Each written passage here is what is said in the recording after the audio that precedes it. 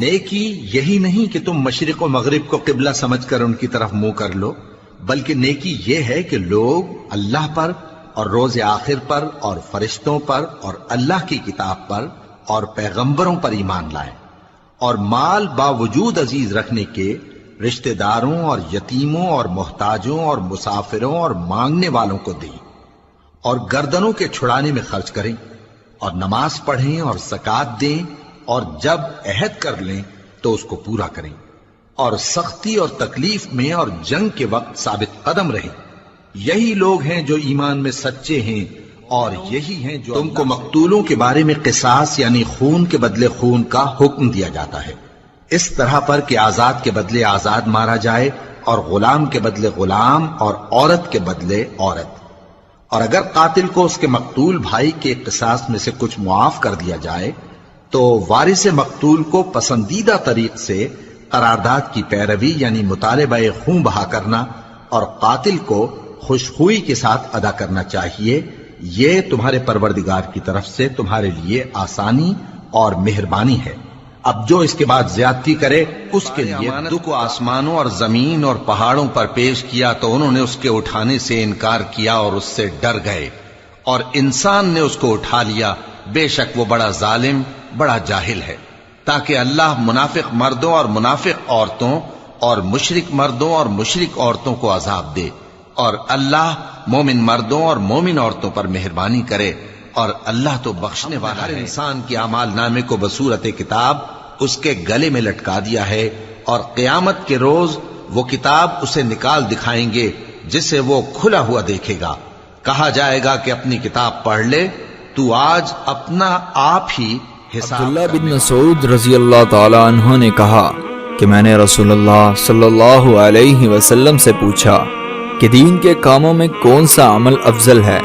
آپ صلی اللہ علیہ وسلم نے فرمایا وقت پر نماز پڑھنا۔ میں نے پوچھا اس کے بعد؟ آپ صلی اللہ علیہ وسلم نے فرمایا والدین کے ساتھ نیک سلوک کرنا۔ میں نے پوچھا اور اس کے بعد؟ آپ صلی اللہ علیہ وسلم نے فرمایا اللہ کے راستے میں۔ ایسا بھی ہوتا ہے کہ ہم پر آنے والی آزمائش ہمارے لیے ہوتی ہی نہیں ہے، اس کا مقصد ہی دوسروں کی اصل شکل دکھانا ہوتا ہے۔ اپنے بندوں پر مہربان ہے، وہ جس کو چاہتا ہے رزق دیتا ہے، اور وہ زور آور ہے، غالب ہے۔ جو شخص آخرت کی کھیتی کا طالب ہو اس کے لیے ہم اس کی کھیتی میں اضافہ کریں گے، اور جو دنیا کی کھیتی کا طلبگار ہو اس کو ہم اسی میں سے کچھ دیں گے، اور اس کا آخرت میں کو پورے 2 سال دودھ پلائیں۔ یہ حکم اس شخص کے لیے ہے جو پوری مدت تک دودھ پلوانا چاہے، اور دودھ پلانے والی ماؤں کا کھانا اور کپڑا دستور کے مطابق باپ کے ذمے ہوگا۔ کسی شخص کو اس کی طاقت سے زیادہ تکلیف نہیں دی جاتی، تو یاد رکھو کہ نہ تو ماں کو اس کے بچے کے سبب نقصان پہنچایا جائے اور نہ باپ کو اس کی اولاد کی وجہ سے نقصان پہنچایا جائے، اور اسی طرح نان و نفقہ بچے کے وارث کے ذمے ہے۔ اور اگر دونوں یعنی ماں باپ آپس کی رضامندی اور صلاح سے بچے کا دودھ چھڑانا چاہیں تو ان پر کچھ گناہ نہیں،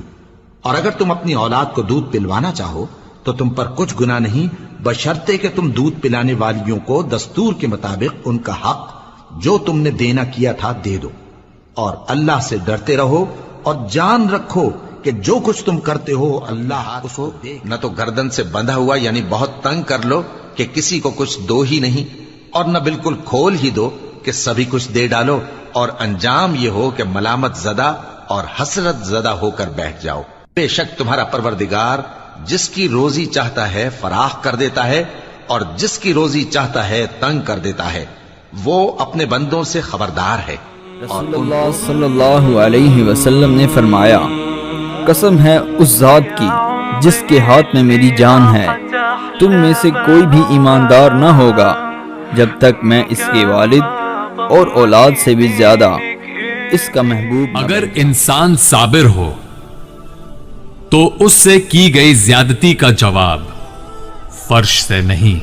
کہہ دو کہ اگر تمہارے باپ اور بیٹے اور بھائی اور بیویاں اور خاندان والے اور مال جو تم کماتے ہو اور تجارت جس میں مندی سے ڈرتے ہو اور مکانات جن کو پسند کرتے ہو اللہ اور اس کے رسول سے اور اللہ کی راہ میں جہاد کرنے سے تمہیں زیادہ عزیز ہوں تو ٹھہرے رہو یہاں تک کہ اللہ اپنا حکم یعنی عذاب بھیجے، اور اللہ نافرمان لوگوں کو ہدایت نہیں دیا کرتا۔